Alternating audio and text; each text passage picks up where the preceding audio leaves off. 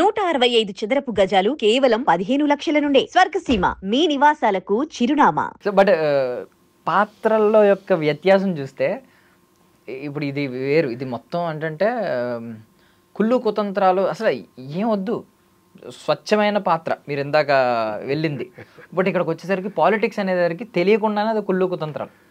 ఎవరైనా ఎంత స్వచ్ఛమైన పాత్ర వైట్ పేపర్లో లోపలికి వెళ్ళినా మరకలు ఖచ్చితంగా పడతాయి. అలాంటి పాత్ర పోషించారు. సో ఏమనిపించిందండి అసలు? కొంచెం అన్నా ఫీల్ అవుతారు కదా ఆ క్యారెక్టర్లో. అలాంటిది ఫీల్ అయినప్పుడు మీరు ఒక ప్యూర్ సోల్ అని మీరు అలా ఉండాలి అనుకుంటున్నప్పుడు ఇలాంటి రోల్ కొన్ని రోజులు సరదాగా పోషిస్తున్నప్పుడు ఏమన్నా అనిపించిందా? ఎలా బ్రతుకుతున్నారు ఇలాంటి మనుషులు, ఎలా ఉంటున్నారు? లేదు నాన్న, అంటే ఆ పాత్రలను ఎవరు సృష్టించారు ఈ మై సభలో? మన దేవగట్ట గారు దర్శకులు. అలానే ఈ ప్రపంచం అనుకుని నడిపించే ఒక దర్శకులు ఉన్నారనేది అందరూ నమ్ముతున్న విషయమేగా, ఏ మతమైనప్పటికీ. అవును, మతాలన్నీ మీడియంస్ అంటారు రమణ మహర్షి. అలా ఆ దర్శకుడు నడిపిస్తున్న పాత్రలే అయినప్పుడు ఆయన ఏదో గొడవలిచ్చి నరకరా అని చెబితే నరికినట్టుగా ఈయన చేస్తాడు, అంతే కదా. అలాగే ఈ నిజ జీవితం అనుకునే అబద్ధమైన జీవితాన్ని, కళని నిజమని భ్రమించడమే మనుషులు పడే మాయా, మోసం, ఇబ్బంది, దుఃఖం, నరకం. మరి ఈ దేవకట్ట గారి మైసభలు ఇన్ని రకాల పాత్రలు పెట్టి ఎవరికాడ ఏం చేశారు అంటున్నారే. మరి కళలో జరుగుతున్న ఈ నిజాన్ని కూడా ఆయన పాత్ర అలా ఉందని ఎందుకు అనుకోలేకపోతున్నామంటే మనుషులుగా ఉన్నాం కాబట్టి. మనుషులం కాబట్టి అలాగే ఉంటాం. ఆ తత్వాన్ని అట్టెళితే అవగాహనకు వస్తాం.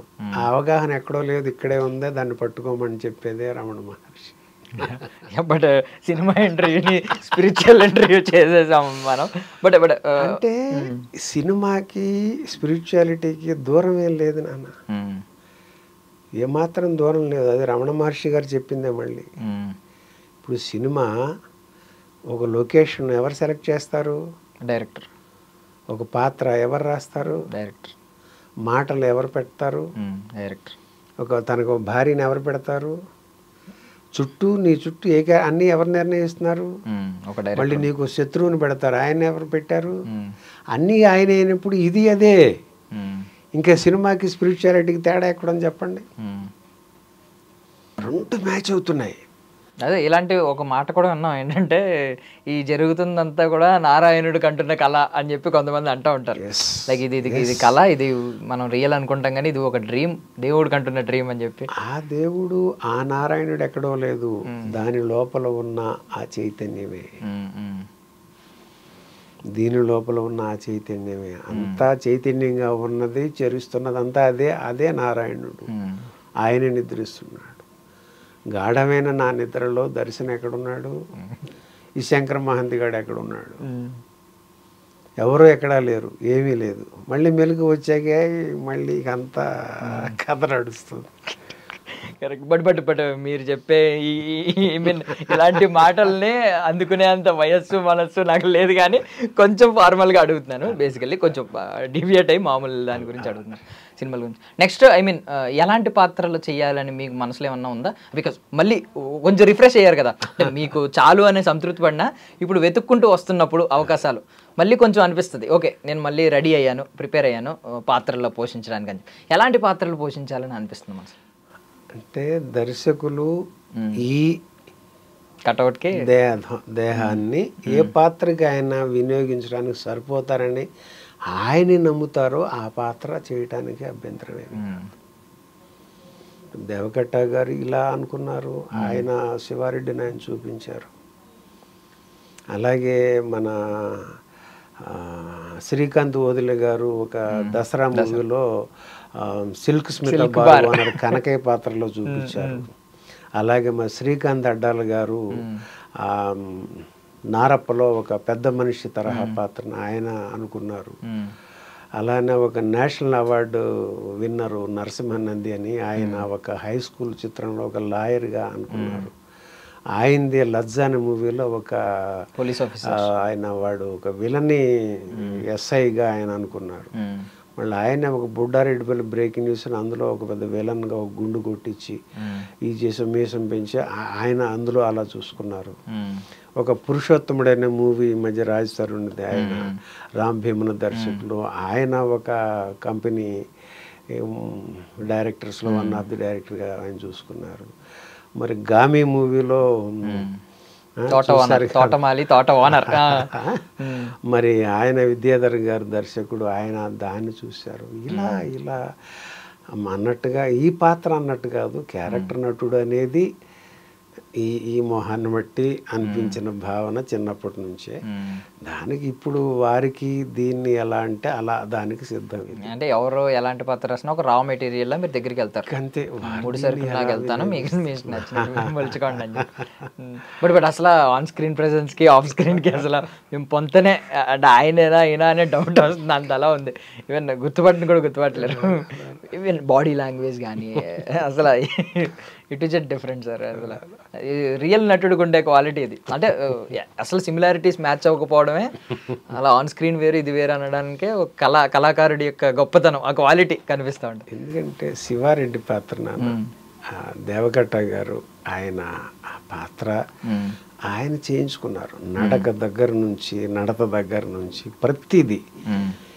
కిరణ్ జై కుమార్ గారు ఆ ఇద్దరు కాంబినేషన్లో ఆ పాత్రకి ఏం చెయ్యాలో ఈ వీడితో ఆ రకంగా వారు చేయించింది అంతే. అద్భుతం అసలు అద్భుతం, మాటలు కూడా రావట్లేదు నాకు. ఓకే, బట్ ఏమన్నా నార్మల్గా డైరెక్టర్ ఎవరైనా మనసులో ఉన్నారంటే, అంటే మీకు ముందు నుంచి ఒక కళగా మిగిలిపోయి ఉండొచ్చు కదా ఈ డైరెక్టర్తో, అంటే వచ్చిన కొత్తలో ఈ డైరెక్టర్తో ఒక సినిమా ఆయన డైరెక్షన్లో నేను ఒక మంచి ఇంపాక్ట్ఫుల్ సీన్ చేసినా చాలు అని ఏమైనా మనసులో ఉండుంటుంది కదా. బటర్ఫ్లై ఎఫెక్ట్ అన్నారు కదా, నేను 2009కి వచ్చానండి. అప్పుడు ఈయన హై స్కూల్ మూవీ చేస్తున్నారు నరసింహనంది గారు. ఆయన అప్పటికి నేషనల్ అవార్డు వచ్చింది 1940 గ్రామానికి. ఆయన చేసుకెళ్తా ఉంటే ఆడిషన్ పెట్టారు, ఇచ్చాను.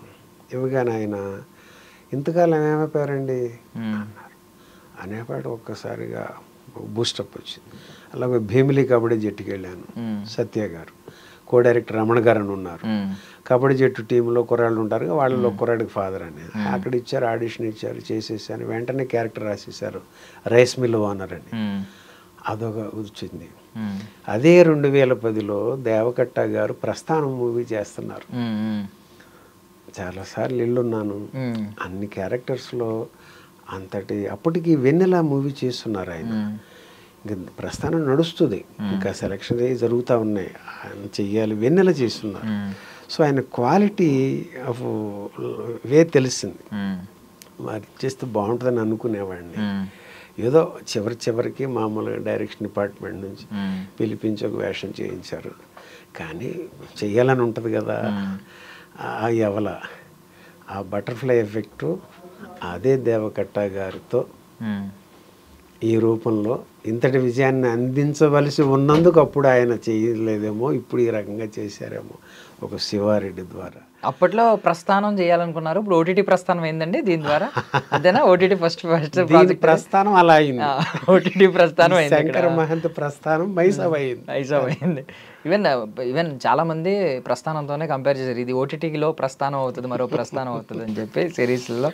బట్ ఈ బటర్ఫ్లై ఎఫెక్ట్కి మీరు ఎవరితో నన్ను ఉన్నారు కదా, అప్పుడు ఆయన దగ్గరికి వెళ్ళినప్పుడు కాలేదు, అది హిట్ అయిన సందర్భంలో మిస్ అయ్యాననే భావజాలం కలిగి లోపల ఉంటా ఉండేది. అది ఈ రకంగా ఇప్పటికి మీకు అందుకే సంతృప్తి వచ్చేస్తుంది మీకు. ఇంకా మీకు ఏమన్నా మిగిలిపోయిన కళలు అలా ఉండుంటే సంతృప్తి, ఆత్మసంతృప్తి ఉండేది కాదేమో దానివల్ల. కరెక్ట్ చెప్తారు. And for more videos, please subscribe to iDream. Please subscribe to iDream. Please subscribe iDream. And please subscribe to iDream. For more videos, subscribe to iDream. please like, share and subscribe to the channel. Congratulations, iDream. Subscribe to iDream. Subscribe to iDream. So subscribe to iDream Media. iDream ki iDream team andarki huge congratulations. Please subscribe iDream Media. Please subscribe to iDream. Subscribe iDream. Please subscribe to iDream. iDream అంటే నా కళల channel subscribe చేసుకున్న నోరు తిరుగుతలేదు, మీరైతే గంట గుర్తు కొట్టండి. For more such videos, please subscribe to iDream. Subscribe to iDream. Please subscribe to iDream. Please subscribe iDream Media. Please do subscribe to iDream. Please subscribe to iDream Media. For best entertainment and information, please subscribe iDream. And don't forget to subscribe to iDream.